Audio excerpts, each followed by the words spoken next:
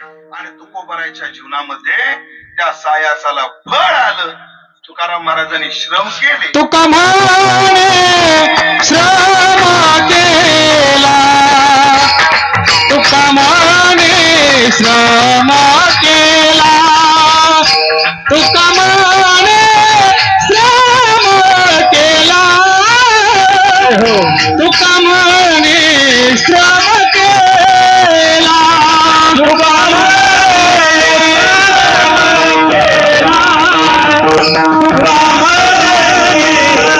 श्रम केला,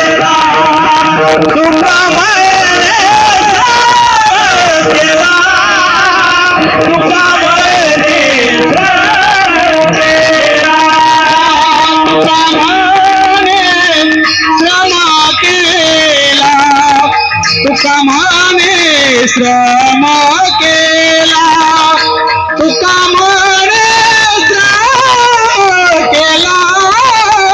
तुका म्हणे श्रम केला, तुका म्हणे श्रम केला,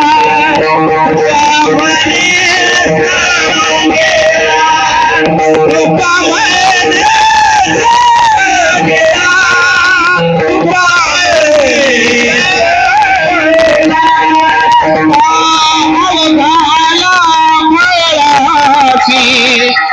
अवघाला फळाची, अवघाला फळाची, अवघाला फळाची, लाभेला तुनावला, लाभेला तुनावला, लाभेला तुनावला, लाभेला तुनावला.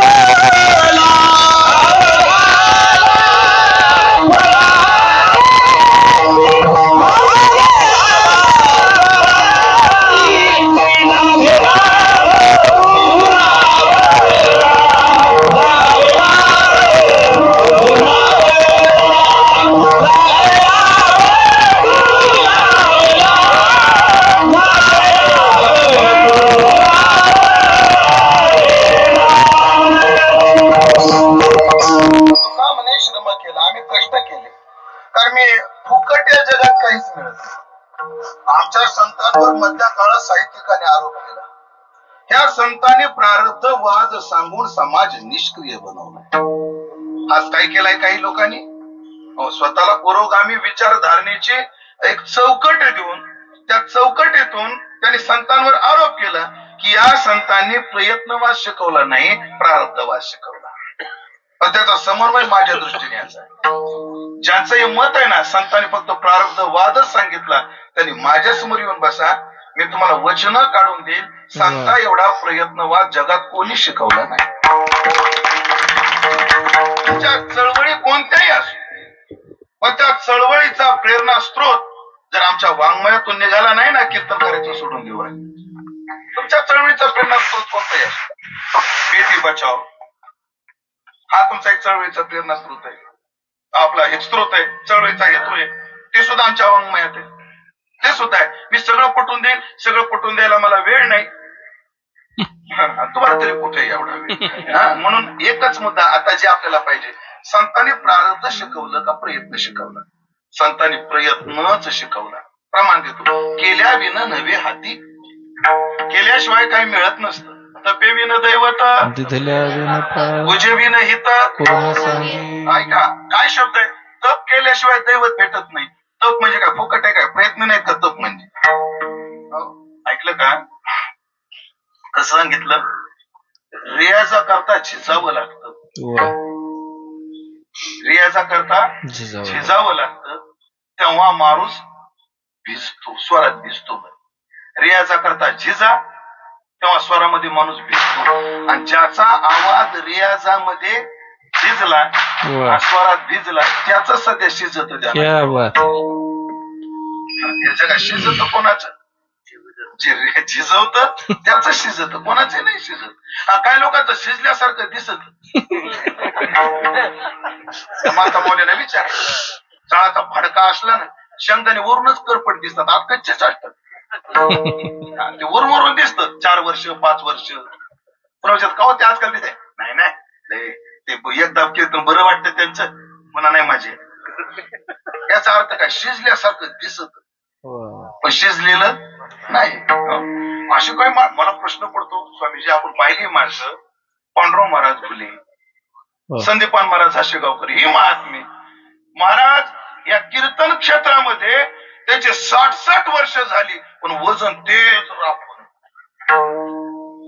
आहेत की नाही. साधू समाजात वजन राखून आहे. आजही मोठा सप्ताह असला तर यांचा विचार करावाच लागतो.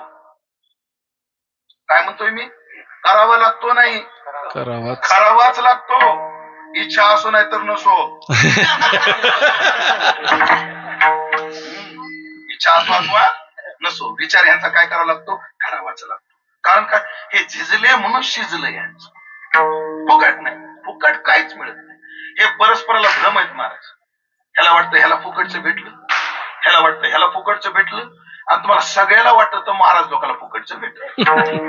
पुढेच एवढं थंडीचं वातावरण आहे पण कीर्तन झालं माझा फेटा काढून बघा अख्खा घामानं भिजलाय. घामाचा पैसा आहे आमचा. यातला एक विनोद जरी वजा केला यातलं गांभीर्य काय प्रयत्नाशिवाय काही मिळत नाही. दिधल्या विन प्राप्ती फळ दिधल्या वाचुनी फळ प्राप्ती कैची रोज हरिपाठाचा मलनाथ सांगतात. दिधल्या वाचुनी फळ प्राप्ती कैची आणि ज्ञानोबारा रोज हरिपाठातून सांगतात तपे विन दैवतन दिधल्या विन प्राप्त काय होतं का प्रयत्न शिकवला. मग प्रारब्ध का सांगितलं प्रारब्ध काय सांगितलं. एक शब्द आता फार परिचय असा झाला डिप्रेशन मध्ये गेला. तो काय गेला डिप्रेशन मध्ये गेला. जेव्हा माणसाला प्रयत्न करून फळ येत नाही तो माणूस तणावात जातो आणि या तणावातल्यांना बाहेर काढण्याकरता जी वल्ली वापरली जे औषध वापरलं त्या औषधाचं नाव आहे प्रारब्धवाद. अरे बाबा जाऊ दे नशिबात आता नसल पुढे येईल तुझ्या नशिबात नव्हतं म्हणून अशी काही माणसं आहेत महाराज. हो थोडं जरी नुकसान झालं तरी ते काय जातात डिप्रेशन मध्ये जातात. आणि जर त्यांना संतांचा प्रारब्धवाद समजावून सांगितला तो माणूस जरा हाताला लागतो. म्हणजे प्रयत्न करूनही जेव्हा फळ मिळत नाही त्या लोकाला उदास न व्हावे त्यांना औदासीन्य येऊ नये एवढ्या करता जो सांगितला तो प्रारब्धवाद आहे. प्रयत्न कष्ट करावे लागतात. आम्ही कष्ट केले घसा कोरडा परेपर्यंत आरडलो तेव्हा पाण्याच्या बाटल्या भेटतात फुकट नाही भेटत.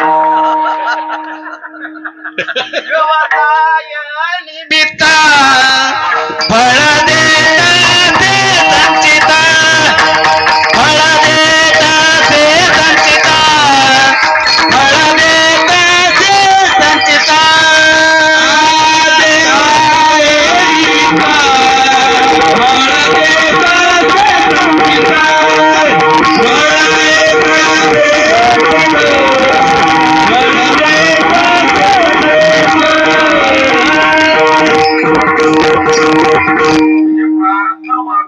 अत्यंत प्रबल प्रमाण महाराजांनी दिलं. फळ देतसे संचित म्हणजे चरणात एक शब्द ध्यानात ठेवा व्यवसाय निमित्त जरी असला तो करावा लागतो प्रयत्नवाद.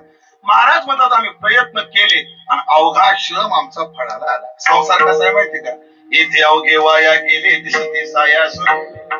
संसारातला कोणता श्रम कामी येत नाही आणि परमार्थातला कोणता श्रम वाया जात नाही. संसारातले सायास वाया जातात. एवढ्या सायासन आणली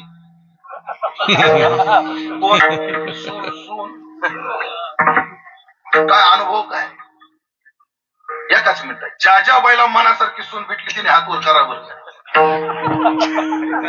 काय लागे 4-5 जणीनं केला मनानं केला का सुनाच्या धाकानं केला हा प्रश्न काय शिल्लक घरी आता आपल्या मराठवाड्यात असे वापरू काही स्वामीजी घरी जाऊन कर कसा होण्यापेक्षा हात वर केलेला बरा आणि जर खरंच असेल तर भाग्यवान आहे. पण सगळ्या नाही. त्या कोपऱ्यात एक मावशी आहे नाव माहित नाही मला त्या माता माऊलीचं ती हात वर करू लागली पण शेजारीनं करू दिला नाही. ते तुझ्याकडचं चट माहिती मला येथे अवघे वाया गेले दिसते. चला परमार्थात घ्या, इथं काहीच वाया जात नाही. काहीच नव जे वाया रे खेळूया. बाबाजी एक कल्याण मासिका श्लोक वाचला होता. परमार्थ कसा आहे आधी भागवतातला सांगतो. त्याच अर्थाचा एक दुसरे श्लोक कुठे मला माहित नाही, पण श्लोक प्रसिद्ध आहे, लय गोड आहे. भागवतात काय ते जेव्हा यमदूत आले आजामिलाला घ्यायला, तेव्हा विष्णुदूतही आले. विष्णुदूत म्हणायचे आमचं गिरायक, यमदूत म्हणायचं, ते सगळ्या विस्तार माहिती. यमदूत म्हटलं अरे आमचं गिरायक आहे, त्याने खाऊ नये ते खाल्लं, पिऊ नये ते पिलं, आमचा ग्राहक आहे, आम्ही नेणार नाही. नाही म्हणले, अंत काळजाच्या नामाले. त्याने म्हणे त्याचं देवा आमच्या मालकाचं नाव घेतलं. तुमचा थोडा गैरसमज होतोय म्हणले. त्यांनी नाव तुमच्या मालकाचं नाही घेतलं, पोराचं घेतलं. पुत्राची लोभे नष्ट म्हणे नारायण. ते म्हणजे इकडं पहा, आता श्लोक आहे यमदूताच्या आपलं विष्णुदूतांच्या तोंडात भागवतामध्ये. आमच्या मालकाच्या नावाची महती ऐकली. सांकेत्यम पारिहास्यम स्तोभम हेलनमेव वा वैकुंठ नाम ग्रहणम आशेष अग हरम विदुः. आशेष म्हणजे सगळं, अघ म्हणजे पाप, हरण करणारे आहे, विदू असं तू जाण. अवघी पाप संपवणार माझ्या मालकाचं नाव आहे, देवाचं नाव आहे असं तू समज. मग ते नाव कोण्याही पद्धतीने येऊ द्या. 4 पद्धती सांगितल्या तिथे. सांकेत्यम संकेताच्या दृष्टीने, पारिहास्यम थट्टा करण्याच्या दृष्टीने, सांकेत्यम पारिहास्यम वा स्तोभम निर्निमित्त. ते उदाहरण दिलं तुम्हाला स्तोभ कळेल. मला आता शब्दात त्याला स्तोभाची व्याख्या करता येणार, पण उदाहरण आहे माझ्याकडे. स्तोभम आणि हेलन म्हणजे त्याला कमी समजायच्या उद्देशातून कशाही निमित्तानं नाव देऊन तोंडाला त्याचा अर्थ. आता सांकेत्यम आहे का, इकडे या, नारायण शेठ इकडे या. संकेत, एखाद्याचं नाव ठेवलं नारायण, तुझं आहे का नाव, तुझं नाव नारायण. सांकेत संकेताने गेलं, वाया जात नाही. सांकेत्यम पारिहास्यम थट्टा करण्याच्या दृष्टीने. झालं आता 8 वाजले, बगळे मंदिरात जातील आणि विठ्ठल विठ्ठल विठ्ठल विठ्ठल म्हणत त्यांना धंदे काय दुसरे विठ्ठल विठ्ठल म्हणल्याशिवाय. हे विठ्ठल विठ्ठल म्हणले नाही, त्याचे पोटा मारायचे नाही. पण ह्या निमित्तानं तोंडात देवाचं नाव येतं ना, ते वाया जात नाही. ते सुद्धा वाया जात नाही. सांकेत्यम पारिहास्यम स्तोभ. स्तोभ म्हणजे काय, याला उदाहरण दिलं, थंडी पडली कडाक्याची, आपण देवाचं नाव घ्यावं हा उद्देश नाही स्वामी. हरी हरी हरी हरी हरी हरी हरी हे असं तोंडाला सहज येतं ना. कोणी म्हणे वाड्यामध्ये भूत आहे.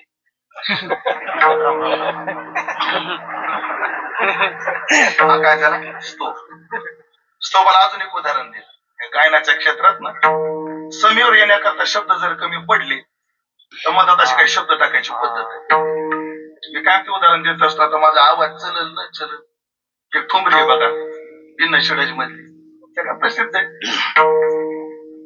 कसं करू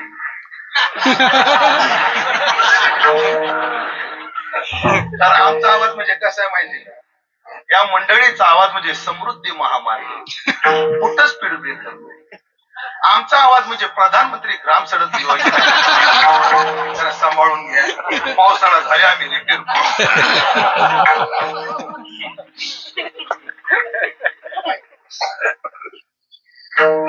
बैरी कोयलिया कोक लगावे. तुझ्या म्हणजे मॅच झालं तुझ्या. बैरी कोयलिया कोक लगावे मुझे बिरहन का जियारा जलावे. जो बन भी तू जाए याद पिया की आए.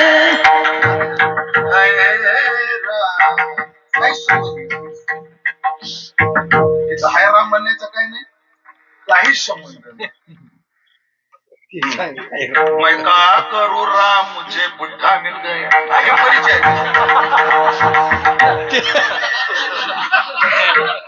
काय करायचे, शब्दाच्या पूर्ती करतात. हरे हरे बरोबर. सुरुवातीला काही संबंध नाही, पण सहज आलं त्याला स्तोभ म्हणतात. ते सुद्धा वाया जात नाही. सांकेत्यम, पारिहास्यम, स्तोभ गेलं. हे काय ते जम कीर्तन वाचन काय होतं, विठ्ठल विठ्ठल म्हणा काय, अरे सोडून दे, ये इकडे मस्त दुकान टाकून देतो बिअर बार मस्त कमी. म्हणजे ह्या नालायकानं, म्हणजे त्या व्यक्तीनं बिअर बार पेक्षा नाम साधनेला काय केलं, तुच्छ लेखलं, हेलना केली का नाही त्या नावाची. आणि त्या निमित्तानं जरी त्याच्या तोंडात आलं तरी वाया जात. अजून एक श्लोक सांगू का, वाढत असं कसं. एक श्लोक सांगतो.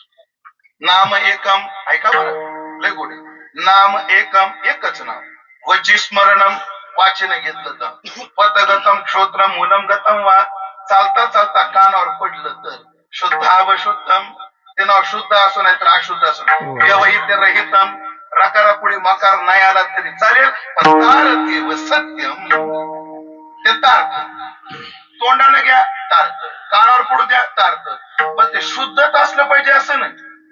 अशुद्ध असू द्या, मिठाई किठाई कृष्णाई कानाई विठ्या किठ्या असे प्रमाण. अरे अरे विठ्या, आता विठ्या शुद्ध आहे का अशुद्ध आहे. आता पहा, रमेश हे शुद्ध, रम्या अशुद्ध, दिनेश हे शुद्ध, अशुद्ध कसं दिन्या. उमेश हे शुद्ध, अशुद्ध तोंडावर तरी म्हणू नका माझं बद्दल झाली का बोलते.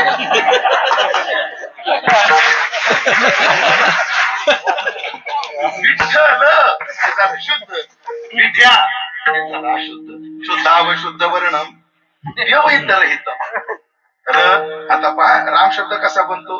र हे व्यंजन आहे, अ त्याला स्वर जुळला ते झाला रा, रच्या पुढे झाला रा, आणि पुढा म एक व्यंजन आहे राम आहे की नाही, मग झाला राम. पण असं नाही म्हणून आता रा नंतर म म्हणलं तरी चालतं. याला पुन्हा गायकाचंच उदाहरण दिलं. गायक लोक स्वर लावतो. राहुल महाराज सा रे ग म प ध नि सा, लागले का नाही सात स्वर. हे सात स्वर एका स्वरात लावण्याची हातोटी फक्त तशी. सा रे ग म प ध नि सा, सात स्वर आहेत. आता काय काय घराण्यामध्ये रिषभ जर कोमल लावला तर रेच्या ऐवजी रा म्हणण्याची पद्धत. सा सा रिषभ कोमला लागला का. सा सा पुढं काय म्हटला, पुढं म्हणला ग, आणि पुढं काय म्हटला म. सा रा ग म. तो एवढा दयाळू म्हटलं ग घेतो पुसून, हा राहतो म देतो जोडून आणि देऊन टाकतो त्याला पुढे. व्यवहित रहितम तारते व सत्यम. एक मुस्लिम समाजाचा माणूस बहिर्देशीला गेला, कळतं का तुम्हाला बहिर्देशीला. अजून सोपं सांगू, परसाकडे गेला. अजून सोपं सांगू का, नाही नाही नाही नाही, दुःख करा काय दुःख करा. ते तो समाज त्या प्राण्याला निषिद्ध मानतो, पण त्याला दगड घेतला मारलो. हराम के शिवी दिली, काय दिली हराम के शिवी, काय दिली हराम के. त्या हराम के मध्ये राम येतो, तोही वाया जात नाही. मुलांनो आता शिक्षक उभा आहे वर्गात, नास्तिक जगात शोधून भेटणार नाही. श्रद्धामय मायम पुरुष, पुरुष म्हणजे कोण, आता थोडा विस्तार होईल. पुरी शयते ते पुरुष, असं पुरुष शब्दाचं लक्षण केलं. ज्याचं पुरीमध्ये शयन चालू. कोणत्या पुरीत, नवद्वारे पुरे देई. या नवद्वाराच्या पुरीमध्ये आत्मविस्मृती का जिसका शयन चालू आहे वो पुरुष आहे. कुठं आचार्याने सांगितलं, पंचदशीकाराने सांगितलं. आत्मानं चेद बीजानियत अयम अस्मिति पुरुष किमिच्छन कस्य कामाय शरीरम अनुसंजरेत. अयम पुरुष जर ह्या आत्म्याला जर जाणील, पुढची फलश्रुती आता मला नाही. पुरुष शब्दाचा अर्थ केला जीव. अयम पुरुष पुरुष येते ते पुरुष. काय सांगत होतो मी, थांबा. म्हणून श्रद्धामयम अयम पुरुष, म्हणजे सगळे पुरुष श्रद्धावानच आहेत, नास्तिक कोणी नाही. किती नास्तिक पुरोगामी विचाराचा शिक्षक असो, मुलाला शिकवायला लागला, मुलांनो आहे स्वल्प विराम, आहे स्वल्प विराम, आता इको काढून टाक. हा आहे पूर्ण विराम, हे विराम स्वल्प विराम पूर्ण विराम, ह्याच्यातले राम वाया जात, परमार्थातलं काहीच वाया जात नाही. अवघ्या श्रमाला फळ येतं, आमच्या श्रमाला फळ आलं. तुका म्हणे श्रम केला थोडा नाही, अवघा आला फळाशी. महाराज तुमच्या श्रमाला फळ आलं, सावध. भाग्य झाली संत भेटी, भाग्य झाली संत भेटी, भाग्य झाली संत भेटी, भाग्य झाली संत भेटी, भाग्य झाली संत भेटी.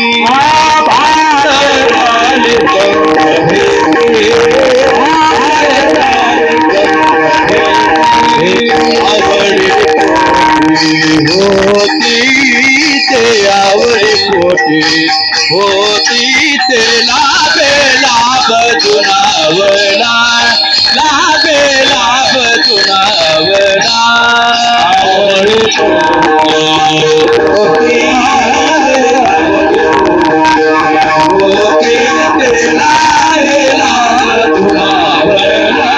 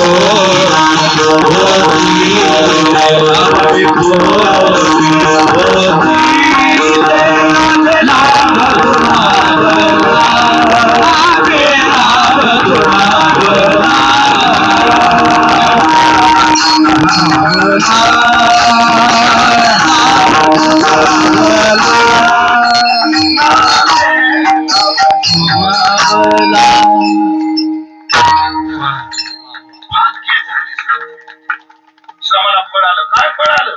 आम्हाला संत भेटले, जे चांगल्या चांगल्याला भेटत नाही, हे बोलून रोज भेटत नाही.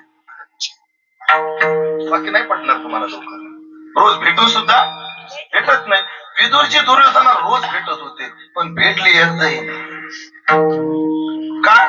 संत तो बुद्धी झाली नाही. कायम त्याची बुद्धी, सूत पुत्र कायम बुद्धी, विदुर काका. पण संत बुद्धी झाली का? नाही झाली. म्हणजे रोज भेटून सुद्धा बऱ्याच वेळा काय होत नाही, भेटच होत नाही. म्हणून पण अशी दुर्लभ असणारी संत भेट भाग्य झाली. आम्ही पुण्य जमा केलं, पुण्य पोषले असाधारणे संत भेटले. आणि कोणते संत भेटले? आवडी पोटी होती, मला आवडच त्यांची होती. आणि आवडीचं माणसाला भेटलं की माणसाला समाधान. आवडीचं भेटावं, आवडीचं भेटावं. हो, तुझं नाव काय? माऊली. माऊली पावशी. माऊली म्हणतो. माऊली आवडती भाजी कोणती तुझी?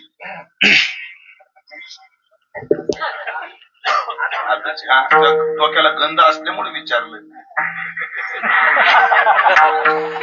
असं एकदा साताऱ्याला गेलो स्वामीजी, आणि एकाला म्हणलं तुझी आवडती भाजी कोणती? ते मी कीर्तना सांगण्याजोगी नाही म्हणला.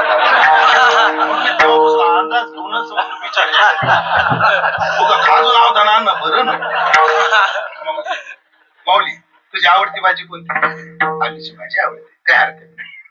असं होणार नाही माऊली तुझ्या जीवनात, माझा आशीर्वाद आहे. तुला 3 दिवस खायलाच भेटलं. किती दिवस? 3 दिवस.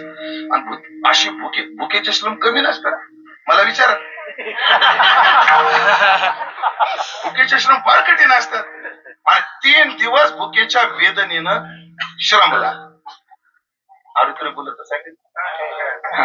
चालेल ना तुम्हाला. माऊली 3 दिवस भुकेच्या श्रमाने श्रमला घरी आला. काय अडचण. आणि आल्या म्हटला, आई मला भूक लागली, जे असेल ते खायला दे. एक तर कडाडून भूक लागली, 3 दिवस भुकेचे श्रम आहेत.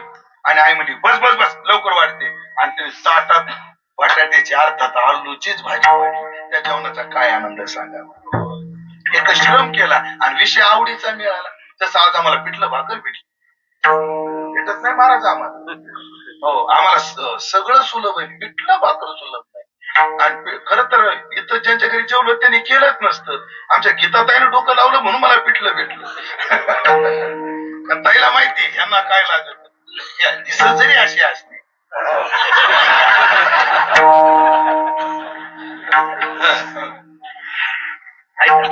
एक तर श्रम केले आणि फळ आवडीचं भेटलं.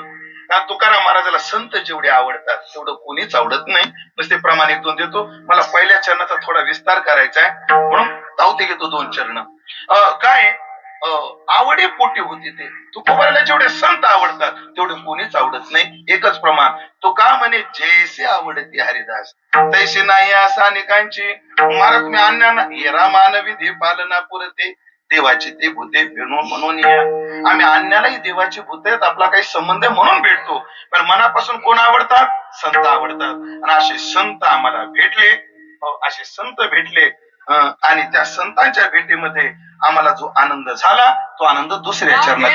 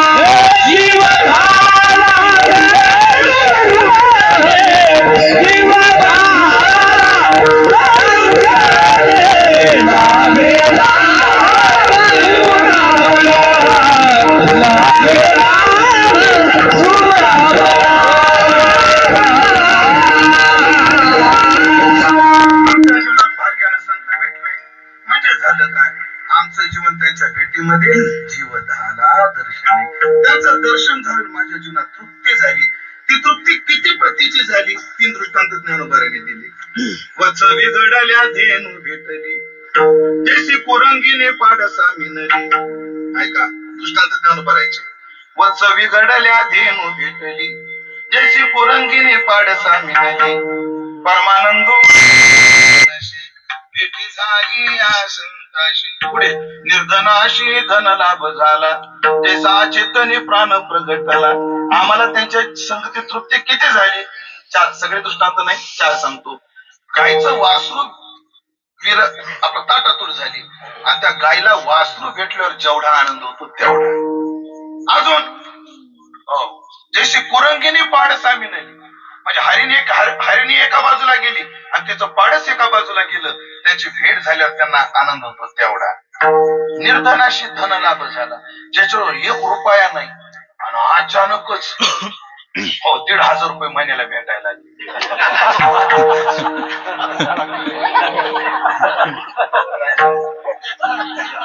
बोललो का बोललो.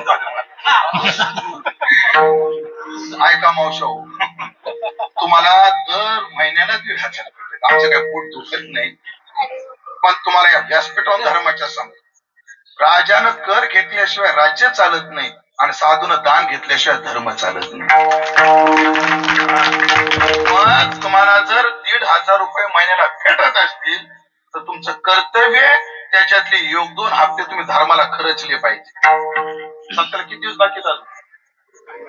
2. उद्या परवा आहे बघा. हा, बरोबर 1-1 महिना आणून द्यायचा इथं.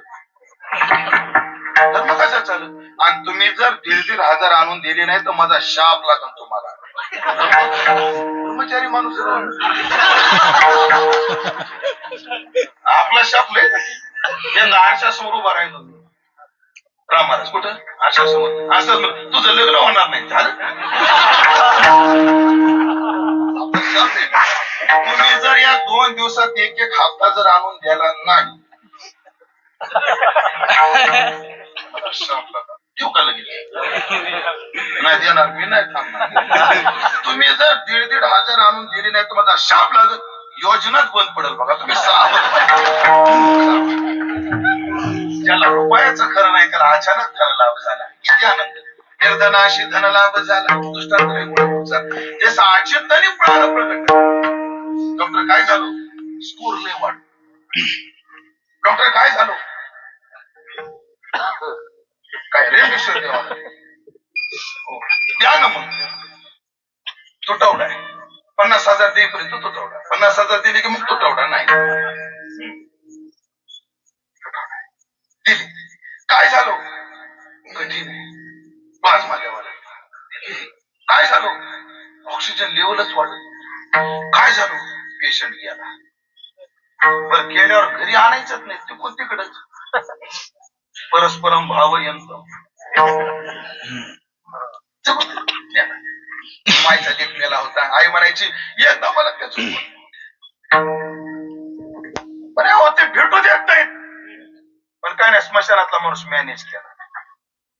ते म्हणला बघू दे पण 2 गज दूरी और मास्क है जरूरी. 2 गज दूरी और मास्क है जरुरी.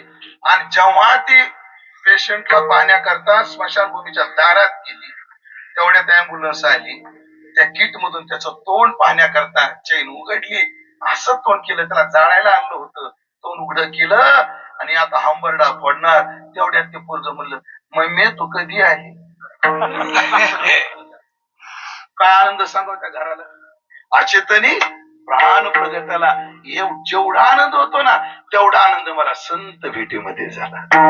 तृप्त झाला आमचं जीवन. तृप्त. संसारात काही केल्या तृप्ती नाही. खरं सांगा. ऐकलं का? 2च मिनिटात 8 तास घेतो आता. ऐका हे ना स्वामीजी हे लय सज्जन म्हणून सांभाळून ठेवलंय. ही लय नालाय. हे म्हणतं काही टाक. तुम्ही पीठ कालवान होता जगत का नाही सांगा. पण ही म्हणते नाही नाही जिरे पाहिजे, मिरे पाहिजे, मोरीची फोडणी पाहिजे. कोणाला? पण हिला इतकं खाऊन हिची तृप्ती झाली का? खरं सांगितलं किती तेल डबे खाल्ले असते, किती टनानं चटणी खाल्ली असते. बरं मजा हिची फजिती यायची. मजा फजिती यायची. लय खाली जायला मला आवडत नाही.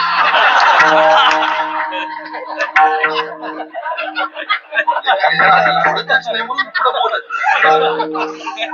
एवढी बेकार झाली याची तृप्ती नाही.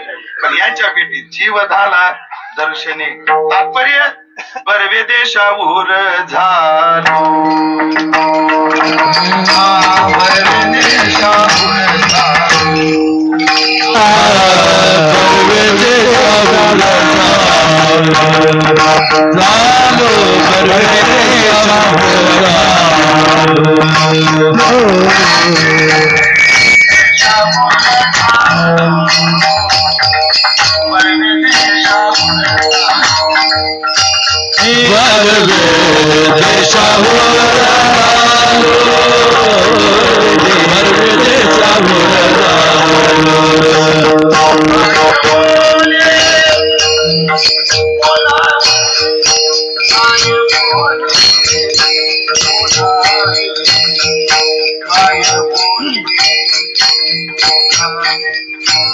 वा वा.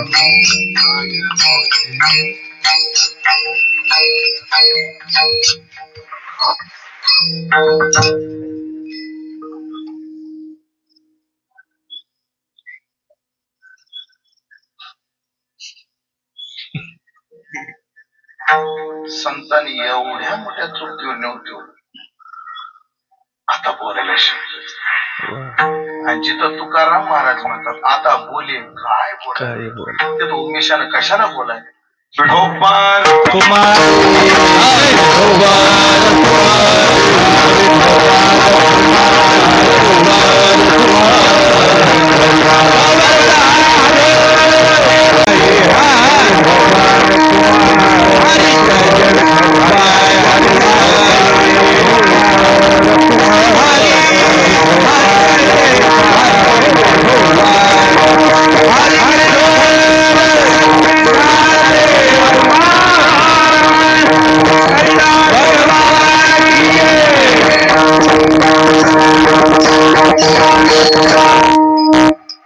देशावर झालो काय बोले बोलावे लागला जीवनाला दर्शन दृष्टांतानं कुठून महाराज म्हणतात या संतांच्या भेटीत आम्ही देशापूर झालो म्हणजे आमचं देशांतर झालं. आम्ही या देशातून त्या देशात गेलो. आतापर्यंत आम्ही अतृप्तीच्या देशात होतो.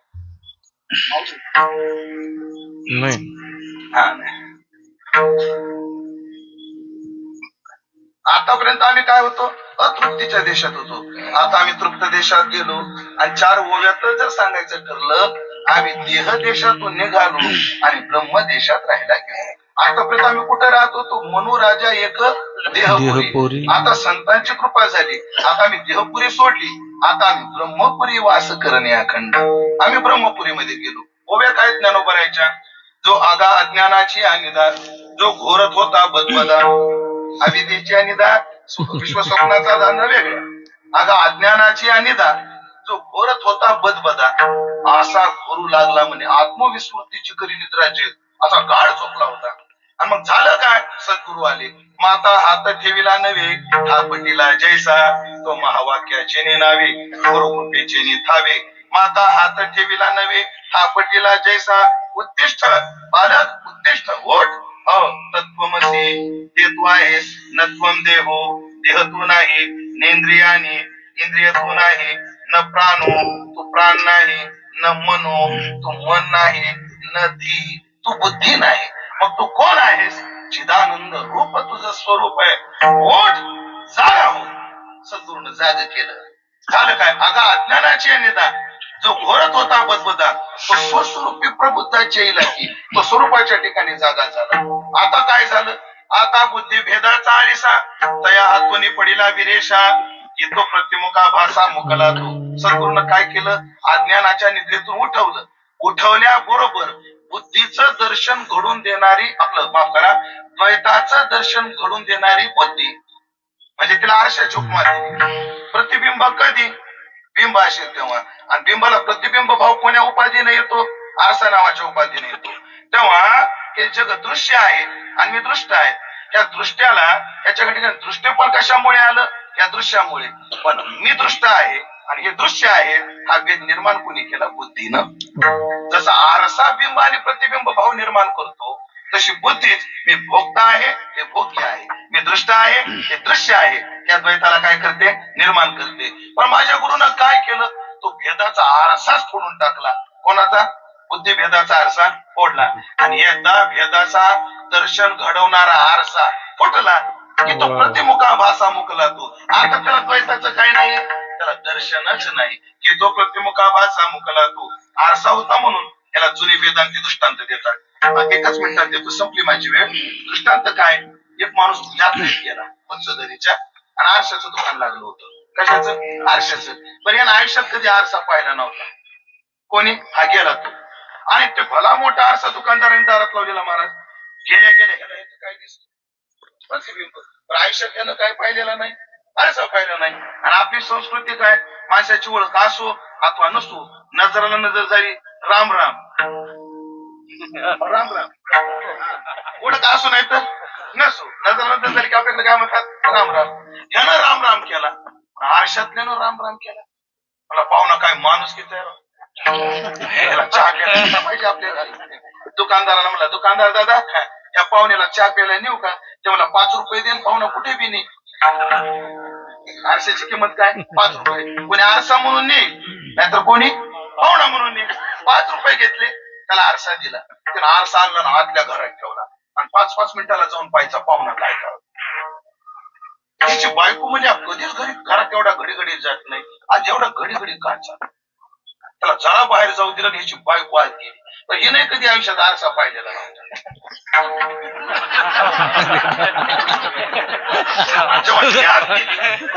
जेव्हा हिलाची तो प्रतिबिंब दिसलं आणि बाहेर आली लागली भांडे आपटायला, हात धरून नाही आले, वाजत गाजत आले. मी पावसाच्या घरची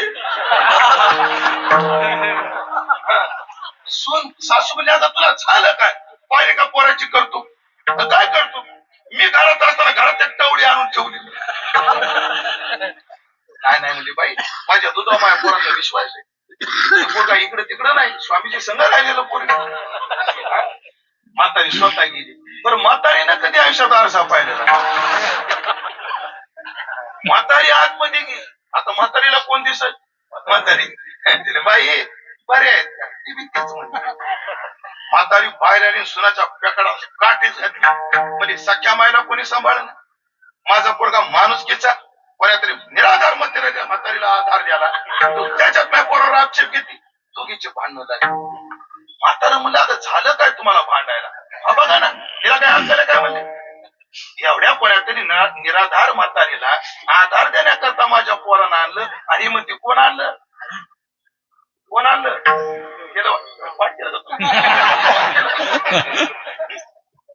म्हातारा म्हणलं थांबा. म्हातारा सून म्हणायची नाही नाही मामाजी बघा तुम्ही जाऊ. म्हातारा का टिकटिकीत दिलं. म्हाताऱ्याने आयुष्यात कधी आरसा पाहिलेला. आता म्हाताऱ्याला कोण दिसत? ते म्हणलं राम राम बाबा, राम राम राम राम. आणि मग तिघांची भांडणं चालू झाली. म्हातारा म्हणायचा म्हातारा, म्हातारी म्हणायची म्हातारी.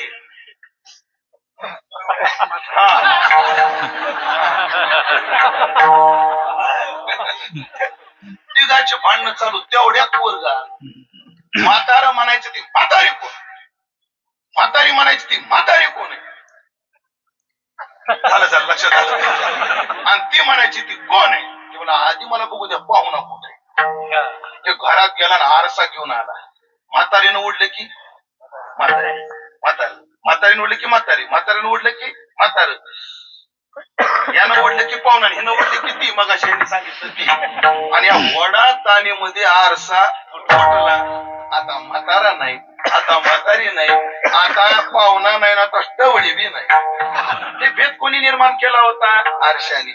आणि भेद निर्माण करणारा आरसाच फुटला. आता कोणी राहिलं का? नाही. जगाचं द्वैत कोणी निर्माण केलं होतं? बुद्धीने. संत कृपेने काय झालं? बुद्धीचाच बाद झाला. आता द्वैताचं दर्शन कुठं राहिलं? आता बुद्धिभेदाचा आरिसा आता हातोनी पडिला विरेशा की तो प्रतिमुखा भाषा मुकला तो. मग आता तो काय करतो? संपलं आपलं कीर्तन. देवा शपथ संपलं. आता देहांकाराचा वारा. आता देहांकाराचा वारा वाजू ठेला विरा. आता त्याची देहबुद्धीच राहिली नाही. आता तो करतो काय? आता आत्मविची सागराची दिशा आहे. आता तो आत्मानंदामध्ये फुलत राहतो. हे कोणामुळे झालं? संतांमुळे झालं. त्याने देहबुद्धीतून काढलं आणि देवबुद्धीत नेऊन ठेवलं. त्याला म्हणतात आमच्या जीवनात बर्व परिवर्तन झालं. बर्वे देशावर झालो. महाराज ज्या गावाबद्दल तुम्ही वर्णन केलं त्या गावाबद्दल बोला ना. त्याच्याबद्दल बोलताच येत नाही. काय बोलावी? ओव्या दोन ऐका. हा दिठिमा दयावरी झळके की हा पद्म करू माता पारुखी तो जीवची परी तुके महेशेशी. पुढची ओवी ऐका. एवढे जे महिमेचे करणे आणि ते वाचा बळे वानू मी करून काय बोलावे. अमृतानुभवामध्ये ज्ञानोबराय म्हटले किंबहुना निवृत्ती ठेविलो असो जी स्थिती आणि ते केवी देव हाती वाचेची. आता त्या तत्वाचं वाचन वर्णन करता येत नाही. कारण ठाव न पवता जयाचा मनीषी मुरडली चारी वाचा. काय म्हटलंय शुद्धी मातेनं? अप्राप्य मनसा असं येतो वाचो निवर्तन ते अप्राप्य मनसास, अशा स्थितीवर आम्हाला नेऊन ठेवलं. एवढे उपकार त्या संतांचे आमच्या जीवनावर झाले. तात्पर्य असंच साधकावर कृपा करणारे संत असतात.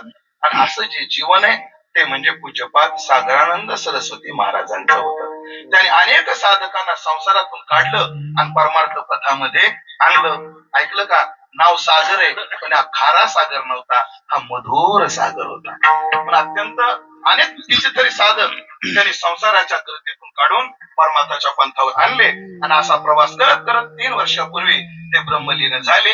त्यांच्या पुण्यस्मरणाचं औचित्य साधून या ठिकाणी भक्ती उत्सवाचं आयोजन आहे.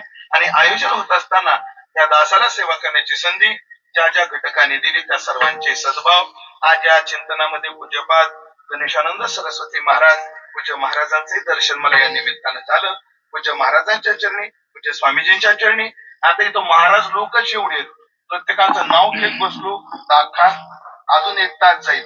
दुसरी अडचण आहे, मला नाव ध्यानात राहत. माझ्या वडिलाला तुम्ही आता जाऊन विचारलं ना तुकाराम भाऊ, तुमच्या नातवाचं नाव काय? तर माझ्या वडिलाला सांगता येत नाही, तेव्हा घरी विचारून सांगतो. आमच्या वडिलाला विचारलं ना तुमच्या जावयाचं आडनाव काय? विचारून सांगतो म्हणते. आमच्या वडिलाच्या गावन व्यक्तीचं नाव ध्यानात राहत नाही आणि तीच परंपरा मी चालवतोय. माझ्या वडिलांची मिराशी गा देवा, मला नाव ध्यानात राहत नाही. एखादी व्यक्ती अनेक वेळा भेटते पण लवकर नावच कॅच करीत नाही होती, ही अडचण आहे.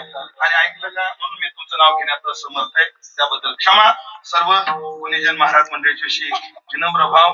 पण माझ्या नाव ध्यानात राहत नाही. राहुल ना, राहुल महाराज, मला नाव ध्यानात राहत नाही म्हणून मी फार मोठी किंमत मी लग्नच केलं नाही. का केलं नाही? उद्या जर कोणी म्हणलं मला नाव घ्या, कोणाचं घ्यावं ध्यानातच राहत नाही, माझी अडचण आहे. म्हणून सगळ्यांनी मला सांभाळून घ्यावं ही विनंती करून विठ्ठल जय.